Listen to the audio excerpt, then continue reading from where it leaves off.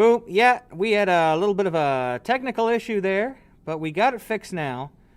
So if the stream gets messed up, we're also recording it, so that way it'll go straight to our YouTube.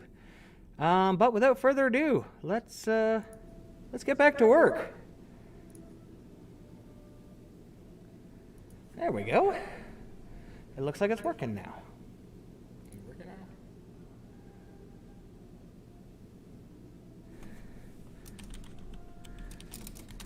Sorry about the technical glitch. Okay. There we go. There we go.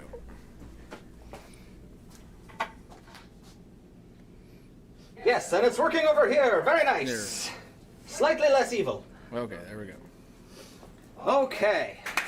So when last we left off, we had laid out the Paragon. Paragon is a pretty strong, solid cover stock in the same vein as the Paradox. It is done with dot and dynamic core, which means we can push the pin a little bit closer to the fingers without having to worry about the warranty issues. Numbers on this are 2.486 RG, so really low RG. 0.56 differential, so it's a fairly strong flaring ball. And 0.15 intermediate differential means that it's going to be a little bit more symmetrical, so it's going to be very continuous, even though this is a traction cover stock. Yay, continuous. Yay, continuous. What did we put this at anyway? This is going to be 4.5 inches, very fast. Boo, 55, and I'm gonna bet probably 40. I think that's what you said, yeah. Yep. Awesome. So this is gonna be it's gonna start to rev up fairly early. Very large flare. It's not going to respond as soon as it sees friction. It's gonna be about kind of a medium response. So when it makes its move down lane, it's going to be very strong, very continuous through the pins. So we're going to put this guy up into the press. Switch over to that in a second. But before we do that, got this Eruption Pro here. Yay, Eruption Pro. All of you Columbia/EBI fans know that the Eruption and the Eruption Pro was really good for them when it first came out. And now that it's being re-released, I finally get to throw it. And I get this kind of tool in my bag. So this is a 2.47 RG, so low RG, 0.41 differential symmetrical. So it's a medium low differential. I'd say kind of closer to medium. It's going to be for blending out the lane. So, well, first of all, it's got the Resurgence core in it, same core as it had originally. Nice. When we talk about blending out the lane, it's going to be fairly strong early, but it's not going to be huge flaring. So it's not going to, when it sees the friction, it's not going to want to jump left really fast. It's going to stay on that track. The 0.40 track's only going to be 2-3 inches of flare. So it's going to stay on the oily part a fairly long time. It's I don't think, when was the last time we had a shape like this from these brands? It's been a while, for sure. I'm trying to think. I mean, very few symmetrics have come out. Yeah. Right? So. And yeah. I mean, this cover's not like a hook monster cover. Yeah. It's a little slower than what we'd see in the jabs. So it really doesn't want to jump left. Yeah. It's something that you can play in the friction a little bit more. It's when they're over under, you can kind of get on top of the friction. I kind of like it. Yeah. It's going to fit. I think it's going to fit somewhere between the Beast. Like, remember the Beasts that came out? Yeah, the re-releases? the Beast is a little stronger than them. And yep, and then underneath the Power Torque, because the Power Torque is a slow cover stock too, but it's a little bit stronger flare. Yeah. Excuse me, flaring. Yeah, I think it's going to be It's going to be interesting because, like you said, it's been a while since anybody's come out with something like that. Yeah, because most of the time when we see an 040, we're seeing it in a benchmark, so it's a solid. Yeah. And the 040s that we've seen in Pearl have been like the Intel Pearl and the bonus Pearl. Yeah. So they've wanted them to be really fast down lane. Yeah. But we haven't had a slow kind of Pearl-ish control ball. It's really interesting. Yeah. How should we lay it out, Scoops? Oh, you probably have to go 55 for your first angle. You're liking that 55, aren't you? Yeah. Let's see here. Zoop. And let's mark off a 55 here. Bada bing. Now then. So we're looking at this ball. It's for blending at the lanes. It's going to be weaker, so it's going to be seeing a lot more friction. I don't think we really need it to have a strong pin position like a 3.5.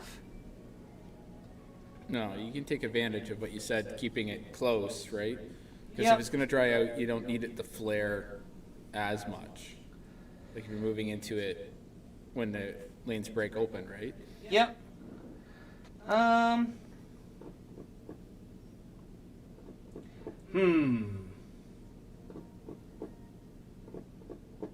Let's go with, yeah. I'm going to go with kind of a medium pin position. We're going to go with 4 1/4. The reason I'm doing this, at below 3 inches, even though that would be good for getting it to roll early, I think because it's blending it out, we don't really need it to roll that early. Yeah. I think at 5 inches, somewhere around there, I think it's going to push it to be too hockey stickish, and we really don't want it to be that late snap. No, especially when you said it's not really Designed for it. So if you're going to force it to do something it's not designed to do, it's going to, be a little weird, I think. Ooh, question in the chat. Scoops, gonna add a UC3 to your collection? Maybe if I can get enough money saved up. I don't have any more bowling balls to sell. Storm is actually very expensive for us in Canada to get. Yeah. It's probably the most expensive brand right now, so. Oh yeah, no, it is absolutely. For Canadians, it is the most expensive brand. I did go home and realize that I had the tank burgundy. Oh yeah, I forgot about that. And there was another one too I tripped over. Oh shoot, I forgot what it was. It'll come to you. Yeah. Or you'll trip over it I'll again. trip over it again. Yeah, I went to the bedroom, go to bed that night and realized, oh my gosh, there's another two. So. Well, Joshua P. Oh, I just got a message from you. No, yeah. That's neat. Oh, apparently you're outside. Yeah, they locked the door downstairs. I had to drive to a different door, so. So Josh P. online reminded us that 900 Global owns AMF, because we talked about that on... Yeah, we talked about that last time. Which makes me... I love Global. I love everything that Global's done. I'm just kind of sad that it became more of Storm than it was, in my opinion. One of the things that kind of set them apart, I think everybody makes great bowling balls. Yeah. 900 used to make different stuff. I mean, how can we really complain though? Because aren't like all the Storm and Roto guys throwing all of the new? They threw on all the 900 stuff. Yeah. Yeah. I know it's ridiculous, but I mean it's good for them because the Storm guys get to throw that amazing technology that those guys at Global design. Yep. With those cores and stuff. So they're still getting a little bit of a play, but I don't think we're going to see as much AMF stuff. I think out. AMF. I think they'll probably retire that brand for them. Yeah, because they were starting to come out with some more there before they got amalgamated into Storm fully. Yeah. Because we a got lot of their stuff was retro nameplates though. The Ninja, and there was a few other ones that came out that were pretty awesome. So I just threw right here. I just threw a 35-degree valve angle on it. Although I am considering going a little bit less. No, you know what? 35 for this particular one. It's good. 35 on this one isn't too bad. It's relatively fast response. Oh, you know what? Oh, I know why. Because this is symmetrical. Yeah. 35 degrees is relatively fast response. For somebody like myself, it's not, it's pretty good. For you, I think we could probably actually crack the polish off this and really get it to hook. Yeah. But that's the thing, is 35 is a good spot because it's a good control. And like you said, well, we could go... Take the polish off to get it a little bit more teeth. Yep. Right, so... Could go to 40. Like 5 degrees is a lot, but it is not a lot. Yeah. I like things in the 30s. So, I mean, like you said, it's not a lot, but it makes me feel better when I see a 30. At one point, we had it figured out that some of the balls that I was bowling the best with when we laid them out was about, I think it was about 85 to 90 when you added the two angles together. Yeah, you seem to like the smaller angles. Yeah. So. Let's see here. Matthew Daughtry had asked if we were going to do some videos for no-thumbers.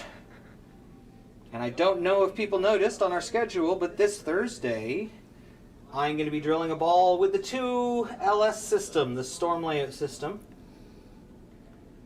While Mo also has a system, I unfortunately was not able to learn it prior to his passing. So until I do learn it properly, I don't want to, I don't want to use it and then give people the wrong information. Yeah. And they have some really interesting layouts with that stuff, don't they? Yeah. Like I know that there was a lot of talk pushing the pin into certain quadrants can cause some interesting issues. Yeah. So there's a couple of the layouts where the pin is really, really high that I'm a little iffy on. But for the most part, I've started using it for most of my two-handers, and it's worked out extremely well, so. Like Mr. Blakely. Yeah. Mr. 800 with both his right hand and left. Yep. I mean, not right and left. Two-handed and two-handed and one-handed. Yes. Yeah, that's where we did. Yeah, we need to get him to bowl right-handed now. That way you can have a right-handed in a different direction. Yeah. Or 800 in a different direction. Just seeing if there's any other questions that have come up. Let's see here. The Big Easy, I still use my Rhino Pro Purple. Oh, we found one time, and it turned out it was egg-shaped. Yeah. We were both so devastated. Yeah, just before I was going away for the tour, I was looking for an older ball like that. It was unfortunate, but it happens. I have my teal at home that I bring back for special occasions. Corbin E said when we were talking about the retro balls, Yeah. that they should bring back the Gurus. Yes. It's an interesting idea. Asymmetric urethane ball right there. If I was saw going one. to say, I always wanted a urethane Guru. Yeah. Phil will reach through the camera and smack us. Yeah, I can hear him being angry already. Super Blitz asked, why don't we give Joe Pro grips a try? Honestly, very happy with what I use. Why fix what's not broken? Turbo's been super good. Like we said, on the ITs, we've never had an issue. So, for me, it doesn't make sense. How about for you, Nick? No, yeah, comfort's key for me. So it might be old and crotchety, but why change? Why change? I'm willing to give anything a try once or twice. I tried the Ultimate Thumb. Yep. I didn't like it as much as my my switch grip. I think, yeah, because when we got them, we got the old I versions. got the ones before Brunswick took over and kind of fixed some of their issues, yeah, because they were really rattly. Yeah, I use it from time to time. I have 3 balls that I have it in. I got my Storm Supernatural, Yep. my Motive Tag, and my Ultra Nirvana. And I use it in my tag. I can't use it in my my Supernatural. It moves too much. Yeah. I can feel it feels like it's coming almost off my hand in my backswing. So Yeah, and that's it. If it's activating your hand, if it's causing you to start using grip pressure, that's no good. Yeah. So, but yeah, I haven't had the opportunity to try it since Brunswick took over and fixed the mold. I think it was just slight molding issues. Yep. So. All right, so we've got the Eruption Pro laid out.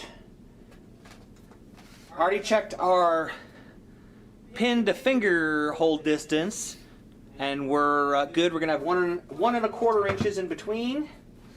It's gonna be pretty good. Yeah.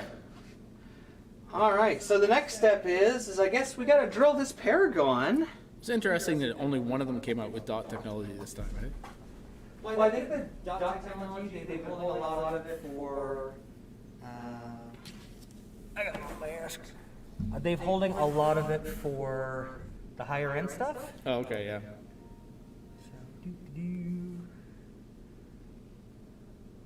Layout and color. That's the one. All right.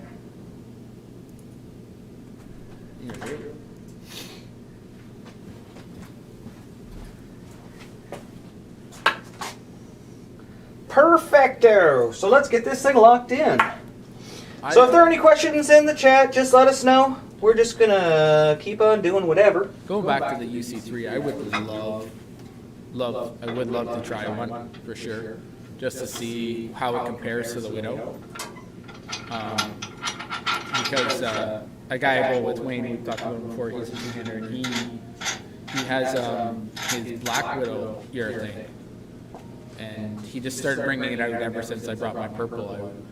Since I got mine, he brought his back out. He's thrown it a couple times, but he definitely really enjoys throwing the UC3. So Yeah, he's done pretty good with that ball. he says, looking at it, watching me throw my purple urethane, Widow urethane, he says it's a lot similar shape and motion. So it'd be interesting to see, really get a good comparison. So, but.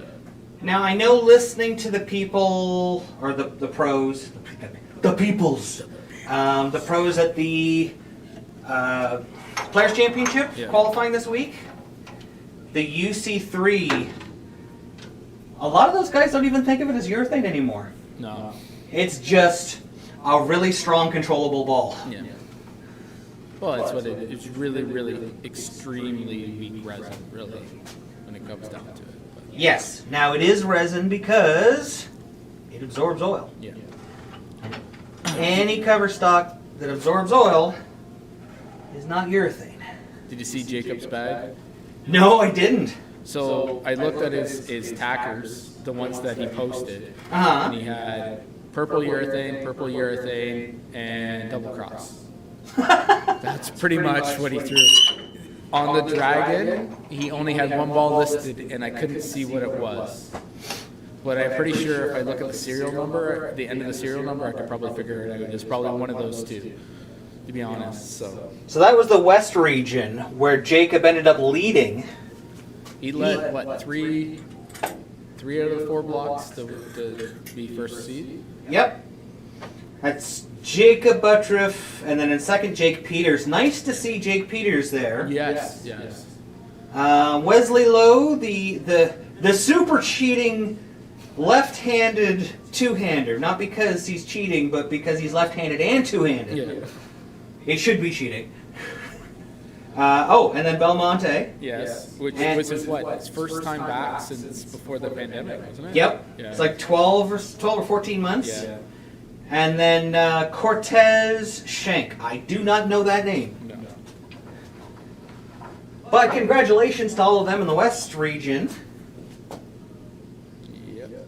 I just happened to, bring my phone over here that has all all those things on Yeah, it? it took me a little while to figure out where to find all the information because I was following it on Facebook and they were really, really slow all the time. Yeah. Updating, so I was waiting. I had to wait for bowlers to pop up, and then I finally found a spot on the PBA one. So Well, then, we got a few fellow Canadians make some of the shows too. yep. So. Was it Wesley Lowe's left-handed, two-handed, and uses his thumb? Yeah, it's like super cheating. Oh, that's even better. Yeah. Two-handed with his thumb on the ball. So He just gets all the advantages, and apparently he's a nice guy. Like at least that's a good thing, right? well, you have to be a nice guy if you're taking that many advantages of people. So. No, we've had an honor to meet quite a few bowlers in our adventures, and I don't think I've met a grouchy one, but I wouldn't say he's necessarily a bad guy. No, as long as you give him his wiffle bat, he'll be fine. And then everybody else, honored to meet all of them when we got to go to Detroit. How many years ago that was now? I think that was 2013. Yeah, so we got to meet quite a few of them then. And then I got to see a lot of them again when we went to when I went with Rob to Vegas. Yep. To support him, and so that was really cool. So, and like I said, some guys get intense. Let's put it that way.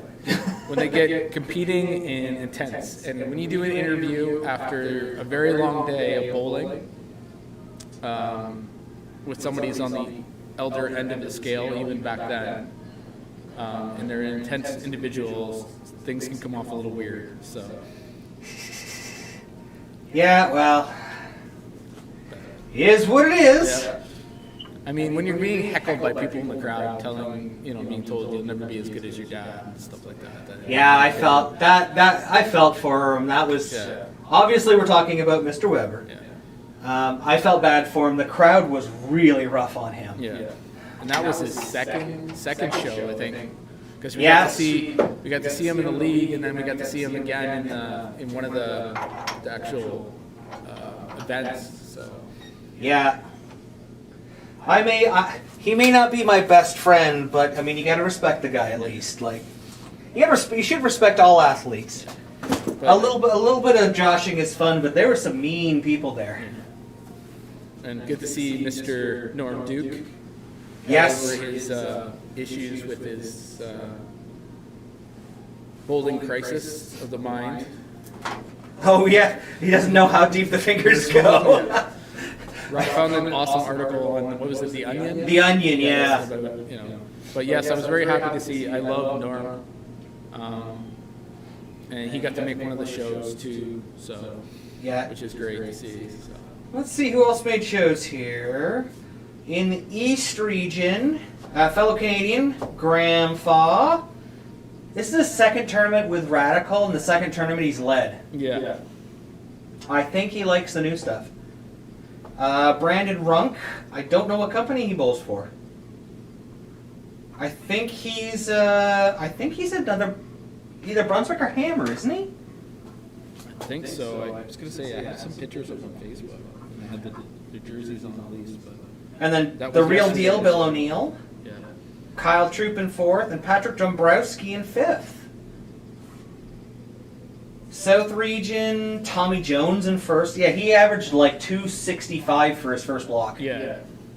And then good old Norm Duke, David Stouffer, Toby Sembueno, maybe, and DJ Archer. If I'm butchering people's names, you're welcome. You're welcome. And then the Midwest, Sean Rash, AJ Johnson, EJ Tackett. That was the motive section there. Those guys. Yep. With AJ, EJ, and then Matthew. I think they're all for motive now. And then Bailey Maverick. Yeah.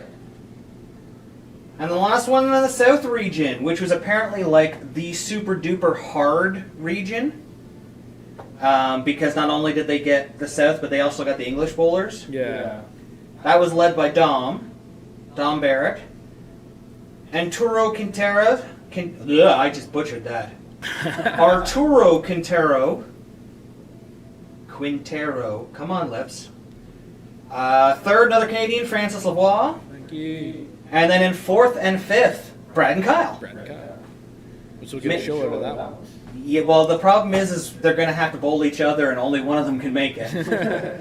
So that's going to make for some epic trash talking. Yeah, and then the West region, that was a pretty good. Yeah, that was the one that we talked about. All right, let's put a hole in this ball here.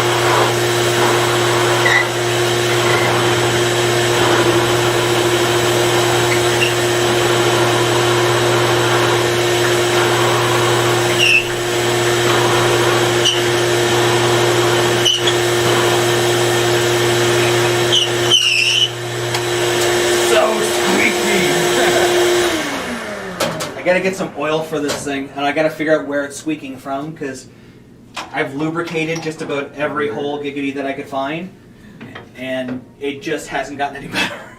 It just keeps squeaking.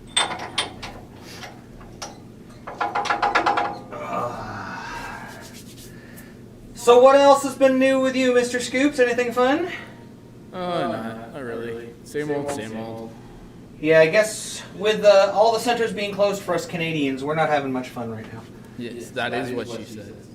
Yeah. No, yeah, it's even Alice is upset, so she's just like, I want to go bowling, and I'm like, oh, as soon as we can. Well, if we're really lucky, things will open up on the 26th, and then that, I think, is that like a Thursday or a Friday or something? I think it's the Wednesday. Nice. Then maybe in theory we could like shoot a whole bunch of reviews. Yeah. That'd be nice. That's I told Don. I said, Don, be ready once things open back up and we get to go. So we'll be able to jump back on them. So. All of those things she also said. So I stand corrected. Okay. I said Matt Russo. He's actually GBA. So. I was gonna say I thought wasn't he like Rookie of the Year or something? Yeah. It just all the shirts started blending together. So I found the pictures of everybody. So. Oh, cool. That's okay. We know you're getting old. Your eyesight is going. Yeah.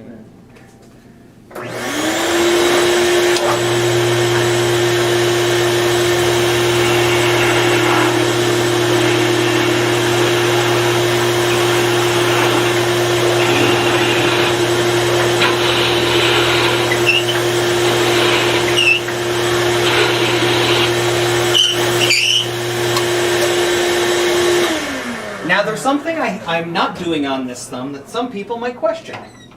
And that's I'm not dunking it. I'm not going extra deep. With these big traction pieces, I find that if you make the differential and the intermediate differential too high, when it bleeds off the energy, it just rolls forward too much, and it ends up like wiggle and roll out at the end rather than any kind of really good. Like it doesn't. It not only doesn't it get through the pins very well, but it just doesn't read the end of the pattern very well. Yeah, and we want this ball to be, like we set it up, to be continuous and push through, right? So. Yeah.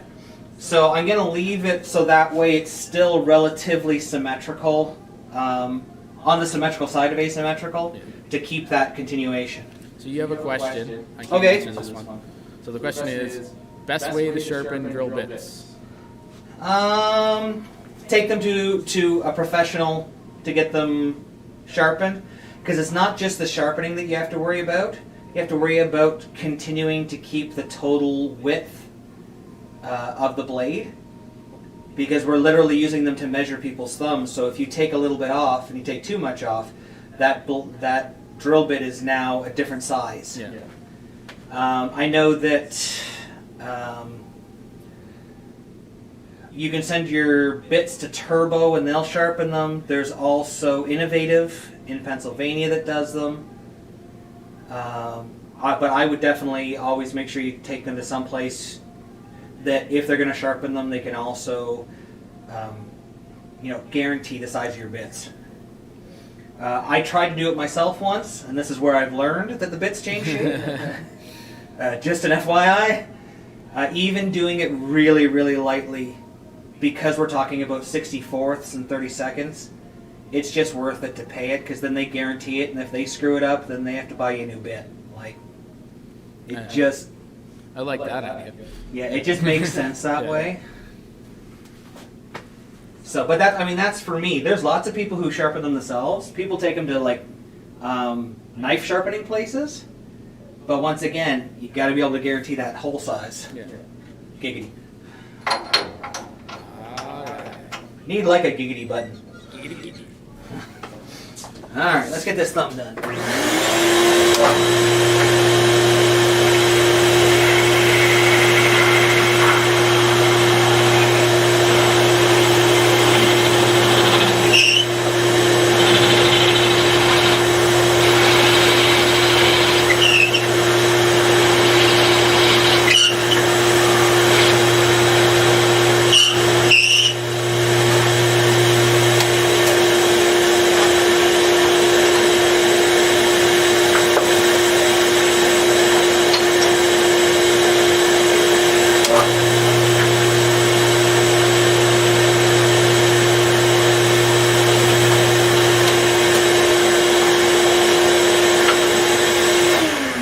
Weird feeling I need to double check my measurements.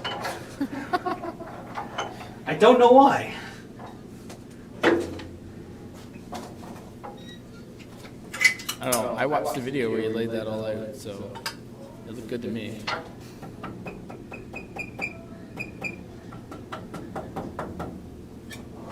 That's dead on. All right.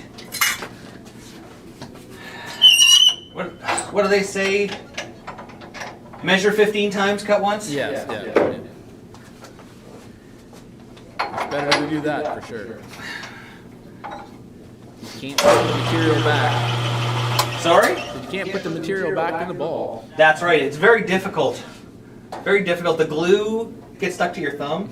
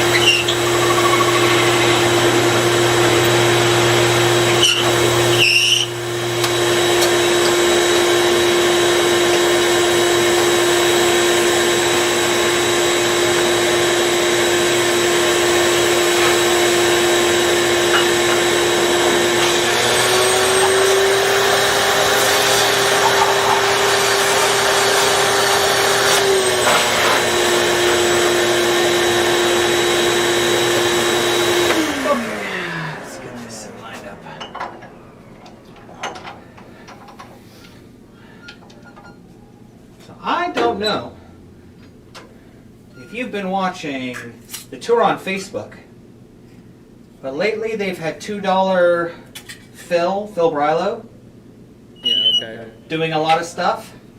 And it has been some of the best coverage I have seen in quite a while. I did catch a little bit of it, but not tons. But Phil, I put out a thing on Facebook and I said, you know, possibly controversial take, Phil Brylow might be becoming the new best voice in bowling. And I don't think I'm wrong. no, I missed him and Jeff Goodger? Yeah, when they were doing before flow with what was it before flow? Plugged. Was it plugged?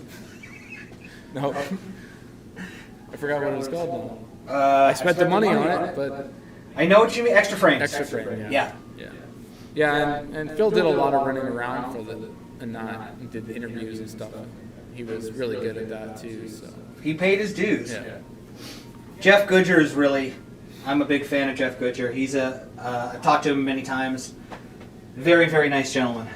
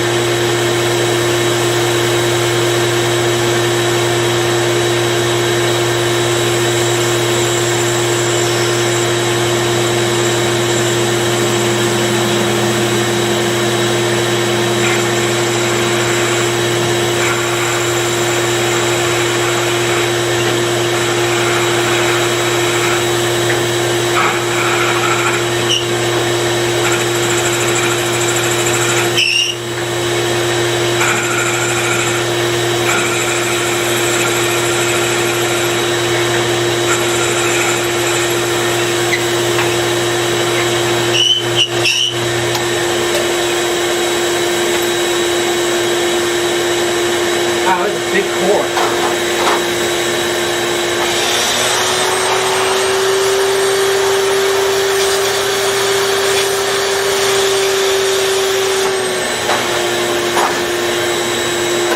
Okay, so kind of neat. I'll try to pull this back so you can see into it.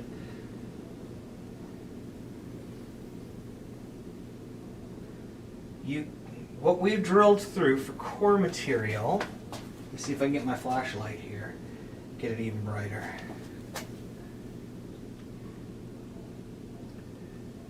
For core material, you can see how it's two colors there? Yeah. Is that the ring plus the block? Or? Yeah. Yeah. So this side here, the lighter color is the block, and that part right there, the darker part, is the that big mass. The bubbly thing in the middle. Yeah. Yeah, that's cool. So we have definitely drilled through it. Yeah. Neat. All right, gotta do some fingers, and we're almost done this ball. It goes so much easier when you have an idea and you can lay it out and just throw it in the machine. Yeah. Back to zero. Now, I had a question online about why you'd ever want to make your fingers deeper. Remember? Yeah, we were talking about it because it raises the It raises the RG. Yeah. You know, why would you want to make a ball harder to spin up? Ask the guys that were throwing the jab. Isn't that the one? Wasn't that the RG that was over? No, that was the differential. Oh, was it differential? Yeah. Sorry. No, it's okay. A ball that's harder to spin up isn't going to read the front as hard. So if you have a lot of friction in the front of the lane, So on wood lanes or light oil, yep. I can see a lot of pros doing higher RGs. Right? I have noticed a lot of people that I've talked to that have experimented when they see high friction, burying their fingers, trying to get the ball to get through the fronts easier, trying to get it to tumble through there. Sometimes you want a high-end ball to do all the work it needs to do down lane, and you can't get it to, like you said, it kind of hooks too much at your feet or something on certain patterns, right? Yeah, I mean, look at look at the stuff that you like to throw on burn. Yeah. Things like the Tundra, the Pearl Beast, balls that were really high RG, like 2.55 or plus. Oh, I was all over the original, was it the Red Melee? Yep. When it came out, and it was the same. Yep. It was a high RG, I remember that. That way it can get down lane without spinning up, and it still has energy when it gets there. Yeah, thumbs differential, fingers RG. That's right. Yeah. I just always mix the two up when I'm thinking about what I gotta do, so that's why I pay Rob to do my stuff. So I don't have to remember as much. Yep. And then when people come ask me about equipment, I say, well, I really like this and the way you throw, but I would check with somebody like Rob that knows what you're talking about. So. That's it. I could have been a doctor, but instead I can drill bowling balls and can barely find my way home.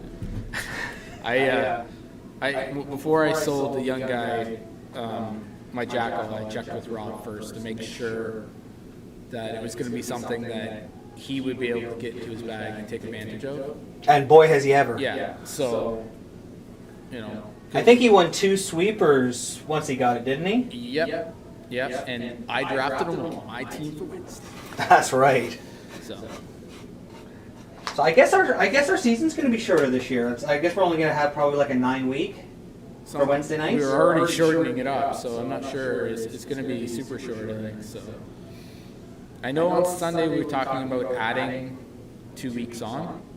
We were going to check and make sure it was okay with Tom. Yep. So I don't know if we'll end up doing that on Wednesday or not. Well, if that doesn't happen, if we don't get the league going, yeah. we really would like to do a singles Peterson league. Yeah. Or I'm not even a singles Peterson league, just a singles match play league. Yeah. I like the couple ideas you came up with the points and stuff like that, where you're not necessarily out of it right away. That's why I kind of like the Peterson. I miss the Monday Peterson league because it doesn't matter if you shoot 700. I mean, it's better to shoot 700, but you can only get so many points. You only can get so many points, right? Yep. So you're not stretching yourself out too far. So. All right, let me put some fingers in this thing.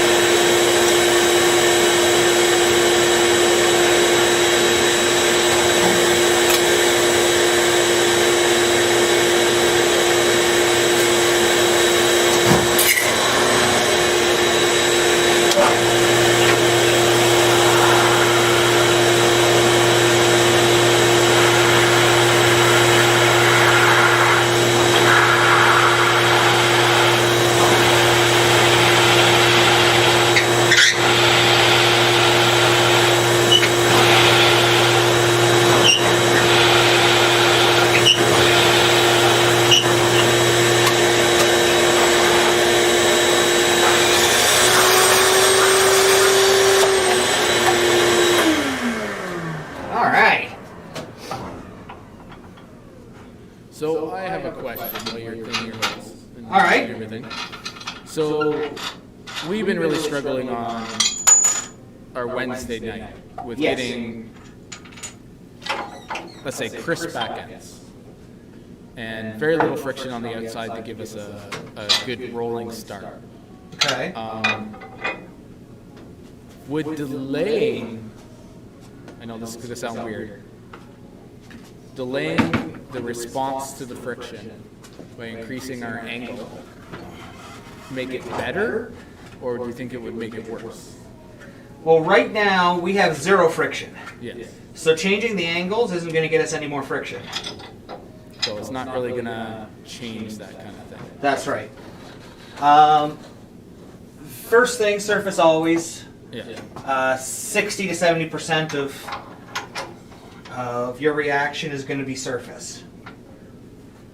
From there, you have to look at where you're playing. I know for myself, I've noticed a fair amount of people playing too deep too early. Yeah.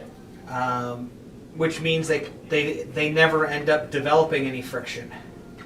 You do a really good job of using your stuff early to create a friction point outside, so at least you're able to use your urethanes. Yeah.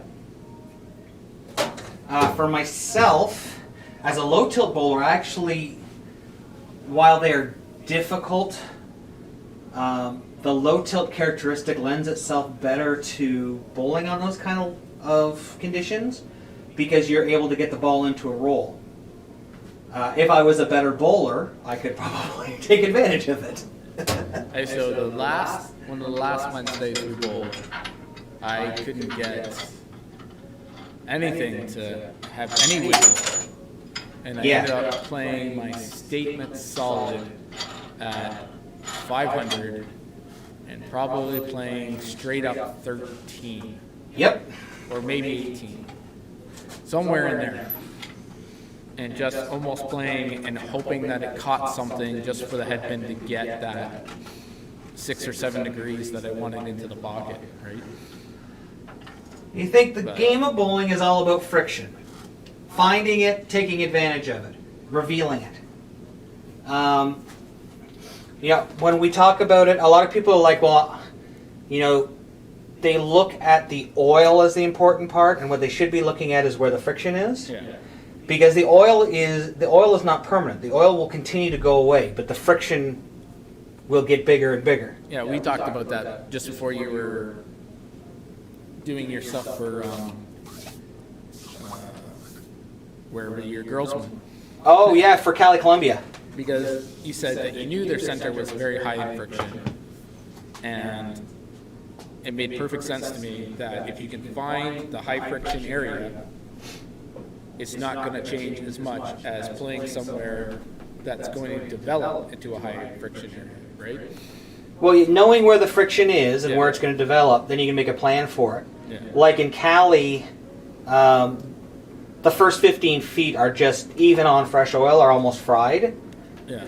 So you either have to be able to play through it or over it.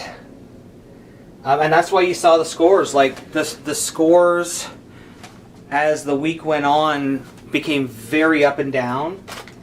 Not because the bowlers got any better, but the conditions varied so much. Yeah. You ended up with lane characteristics of oil being trapped down lane and lots of friction up front, so you almost had to get the ball to not see as much of the front friction set and then roll because you weren't getting anything down lane. Yeah. But then as they dried out again, you'd get 7 feet of hook in front of the pin, so you'd have hook, skid, hook. Yeah. And then they went through all that, fought really hard, and qualified well, and then they put them in a different lane. I've never been a fan of that. I mean, the PBA's done it off and on too, and stuff like that. I mean, that's the one thing I have to say about Detroit before they finished all the renovations. Mm-hmm. It was really nice of them to come out and bowl in the house and all that stuff, and then move them over to a different area that they never touched to qualify. And it's like, well, that's not what they qualified on, and I always thought that was kind of funny. And that area, the Bay, always played so much different. Yeah. And then to play on brand new, freshly built lanes in Cali, and then also outside, which. Oh no, that was in Dubai. Oh, that was in Dubai. Sorry, yeah. Dubai was even worse. Yeah. In Cali, I think they played inside. It was Dubai. I was mixing the two of them up, but Dubai was ridiculous. The Dubai they played outside. I was really proud. Brent Pinnell, one of the other national coaches, he went down with our ladies there, and he did a masterful job. just working with them while they were there. And then Sarah's performance was spectacular. Yeah. Like she I think is going to be probably the next person we hear a lot about from Canada. You know, in the past we've had Graham Faw, we've got Frankie Lavoie, we've got Zach Wilkins. I think Sarah is going to be the next really big name you hear when she goes out on tour. Yeah. Like, she's still in university. She's just finishing up her schooling, and she's already got an international silver. Like, she is good. Yeah. I just remember when the ladies tried that too, and the guys tried it once too outside. It's just. Oh yeah, when they were in Vegas, and they. Yeah, and let's go outside in the desert where there's sand blowing everywhere all the time on a windy day, and we're gonna bowl. See what that'll happens. never backfire. Yeah, never. So.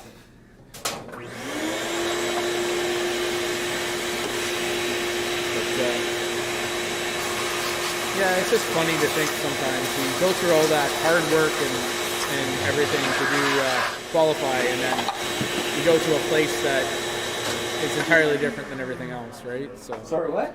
I said you do all that hard work to qualify in a tournament like that, and then you move somewhere that you're not comfortable with. It's, you know.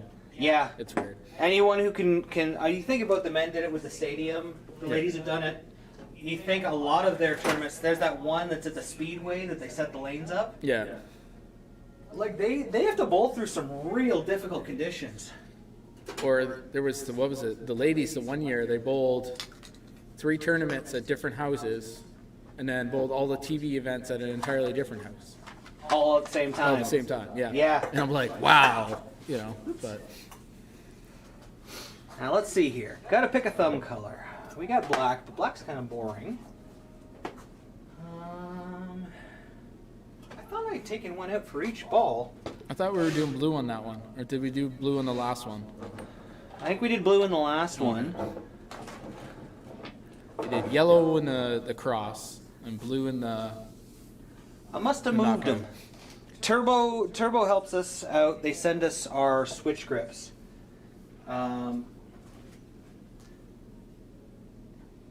And they sent us colors this time, which is amazing. But I always, I can never decide. Do we put the blue in this one? Because it's going to be down there in that thumb area that's the same color. Or do we put it in the eruption that's kind of pink? And you know what? That's got some purples and stuff in it. So we'll put like a yellow or maybe or orange. I don't know. We'll figure that out later. Just not black. Just not black. Black's too. Turbo used to make those really nice red ones. Yeah. Love those ones. I want to buy a bag of the pink ones, I think. Yeah. So I can save some money up when October comes around again or whenever they release them again. Yep. And get the inserts and the switch grips. So this Thursday, doing another one, we're going to be drilling up our two-handed ball. We're going to be doing 2LS system, the new Storm system. I still don't know what I'm going to drill the ball at. Got to figure out where it fits into his arsenal. Not a lot of videos on these though yet, on the 2LS system. No. I don't know why more people haven't talked about it. Maybe they're still trying to figure it out. Maybe. It's all math to me. Love me some math. Math and numbers and angles and doohickeys and. When you have 3 people in the match and you've got 66.6% chance of winning, but then you bring in the Steiner math and now you've only got 8%.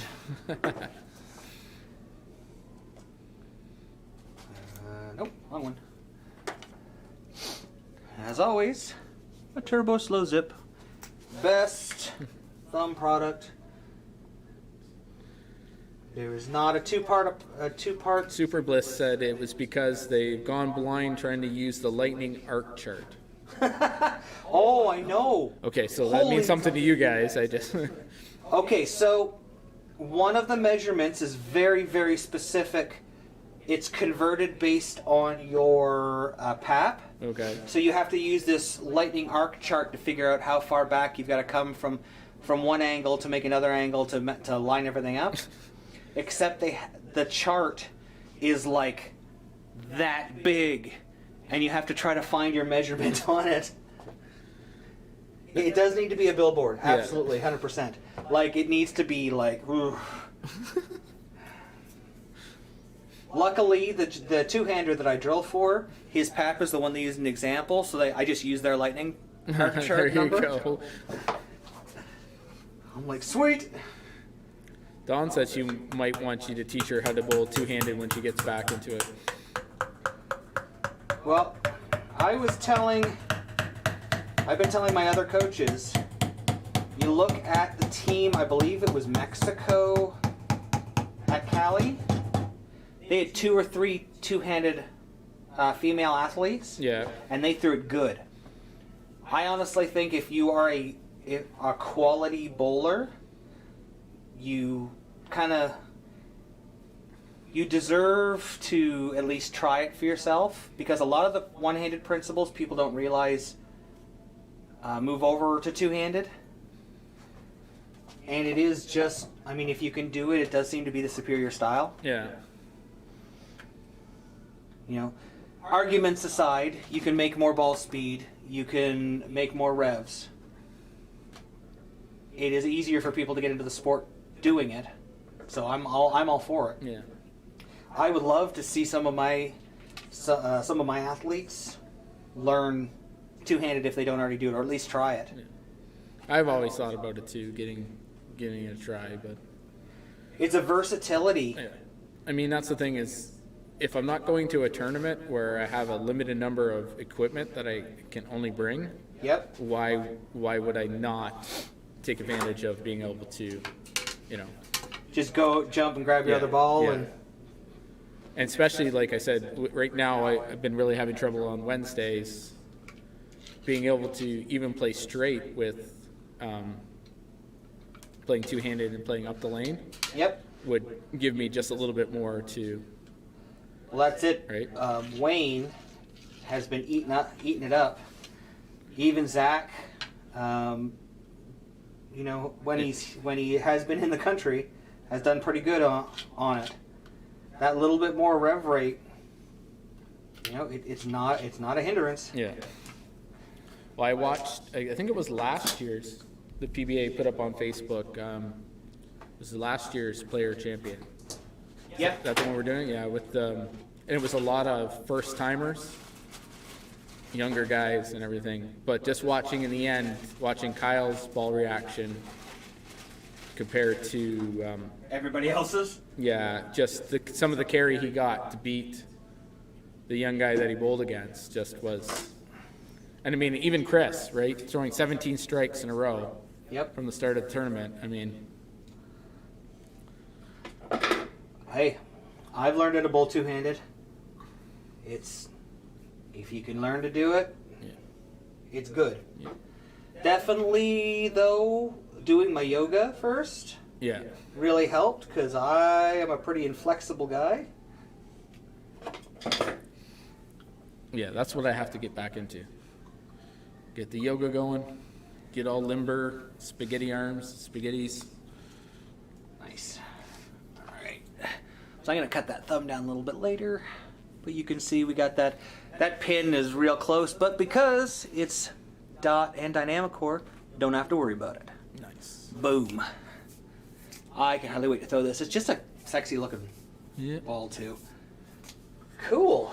Let's see. I've seen a lot of guys purposely lay it out just so they could drill like in the middle of it, like just cut a piece of it off just so they can say, "Ha ha, I did it." Yep.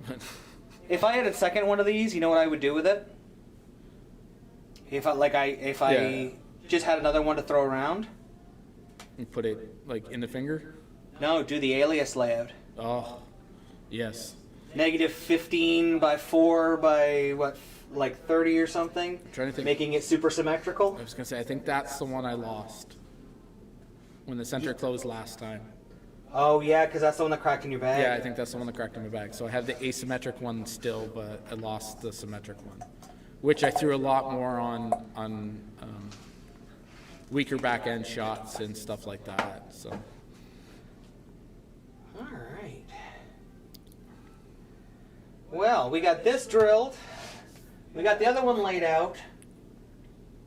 Going to drill it a little bit later. What else do we need to talk about before we wrap this one up tonight? Any questions from the chat? I think we've gotten through most of those. And we covered this weekend's events. Yeah. So I guess these shows will be starting this Saturday? The 22nd?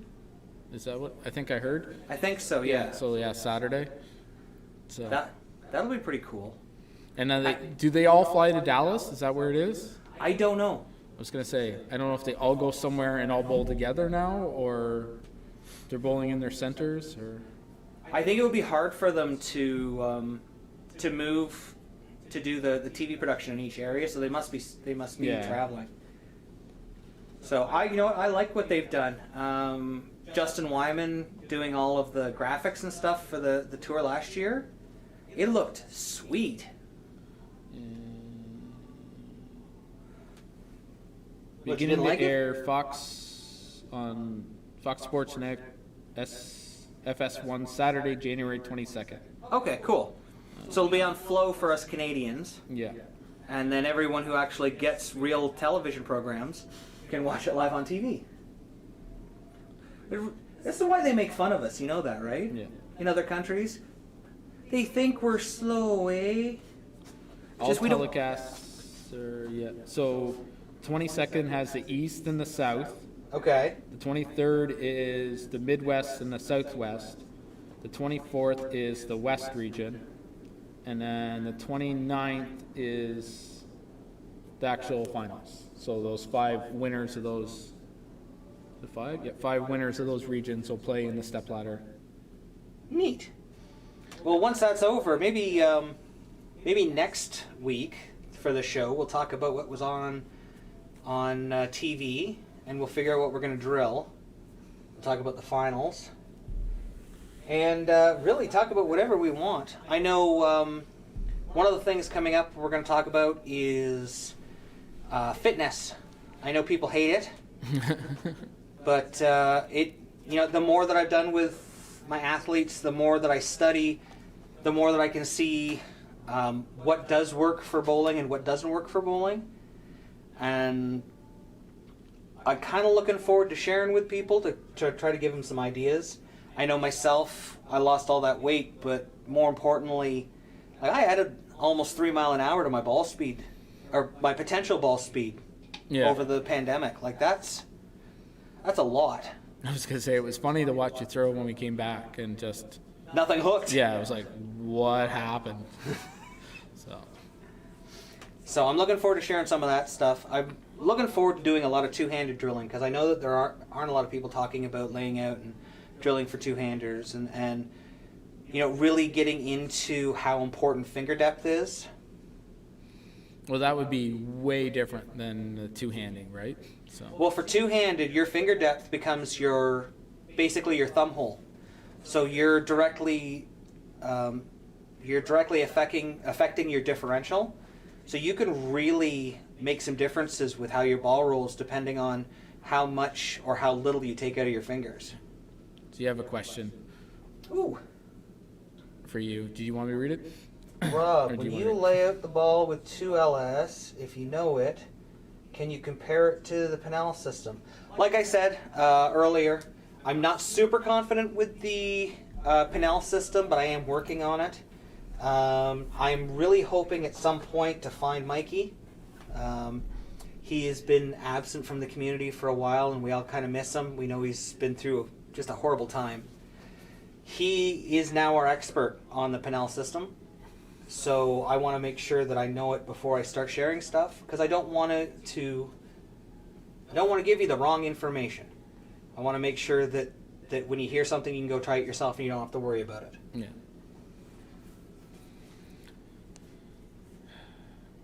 Any other questions there, Mr. Nick? So I have a pin down ball Okay. right now. I believe it's the Rip Solid. Yes. Now, we talked about that before. So pin down is normally slower response. Slower response, yes. So what we mean is a slower response to the friction down lane. Down lane. Okay. Yeah. It's actually, if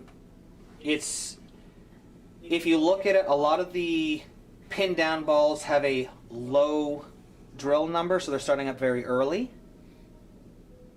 Now there are ones that have very high drill numbers, and those are, you're going to see those more for the burn. Okay. When you need the distance, but you also need it to lay off down lane. Yeah, I was thinking about bringing that one in after I fixed the weight hole on it. The ripped, absolutely. Yeah, and then even putting a little surface on it and giving it a try. So, because I enjoyed that ball when it had the weight hole. Yep. And as we know, it's not going to change it too much. So. Now, is I think the statement, the ripped came out after the statement, right? The rips were first, then the Okay. statements came out after, I believe. Yeah, because the ripped series had more mass below the equator, which changes the way it rolls as well. Depending on where more of the mass sits, if it's above the equator, it becomes more continuous. If it's below the equator, I think it stands up, rolls forward a little bit more, if I remember correctly. It's been a while since I watched the EBI layout footage, the old training from them. But that's what made such a big difference in how the ripped rolled to the statement. Yeah. So I think that ripped might be good because you can get back on top of it, Yeah. like on top of the friction, and it's not going to be as continuous. It's going to lay off a little bit down lane. The other ball I was thinking about filling in the ginormous weight hole we have is my timeless, Yeah. and just seeing what that would do. Yeah. Now, I mean, I think the only use we found for the timeless was hitting it at 800, right? And then suddenly it was below, yeah. brilliant. Yeah. I mean, it was designed by a two-hander with a very large weight block. So it worked really good for a lot of the two-handers, but Yep. for me, we had to put a extreme layout on it and get some surface on it Yep. because I don't have as many reps. So, but it'd be interesting to see with the new clipping and all that stuff how it compares now. So, Yeah, absolutely. but Okay. Well, I like to keep these relatively short. It looks like we're at about an hour and 10 minutes. So unless there's any other questions, we'll give a second for it here. We might wrap it up. Like I said, next episode will be on Thursday. And then after that, we're going to be jumping into our regular Tuesday, Thursday. This Thursday is going to be laying out a ball with the 2LS system and drilling it. If there is something that you want to see on the show, please let us know. Contact us at lanesidereviews.com. That'll take you to our Facebook. You can either message us there, or you can email us at lanesidereviews@live.com. You can find us on TikTok. Just put in Laneside Reviews or The Bearded Beast, and you should be able to find me, or us. And we're on Twitter under Laneside Reviews as well. So it doesn't look like we have too many more questions. we just got up to 5 viewers. Now we're wrapping up. I know. So, hey, it's the way it is. Yeah. We're gonna be sharing this on YouTube, so those who can't be with us live, they can ask questions there. As you can see, we've been answering them on the show here. Anything you want, the sky's the limit. We're an open door. If there's something that you want to learn, if you're a shop and want us to cover something on the show, let us know. I have tons and tons of bowling balls that we can do some practice stuff on. We can do proper layout techniques. We can do some sport fitting. We can do all sorts of stuff. You just got to let me know, and we'll put together a show. But, boy, that ball looks good on camera, doesn't it? It looks very pretty. Man. It looks pretty in person, too. Oh, then we have the XS coming up. Oh, the XS, yeah. And my tour stick. Yeah. Alright, so let's get this. All wrapped up. Knock him out of his chair here. Nah. That's such a weird noise. Nah. One of the other things is we're just about done on setting up the system. We're going to be able to do some interviews. So I'm going to start putting that together. If there's anyone you'd like to see us interview on the show, like the Going Pro series we used to do, just let us know and we'll try to set it up and get them on here, and we can ask them any questions you want as well. But, alas, the time has come, he said, to think of many things, like going home. So now that we're done with that one, and I'm going to drill up the eruption, we'll be able to test those later. So until next time, guys, I'm the Bearded Beast. That's Scoops, and we'll see you laneside. Thanks for watching. Don't forget to like and subscribe and turn on notifications so you never miss a show. So until next time, guys, we'll see you laneside.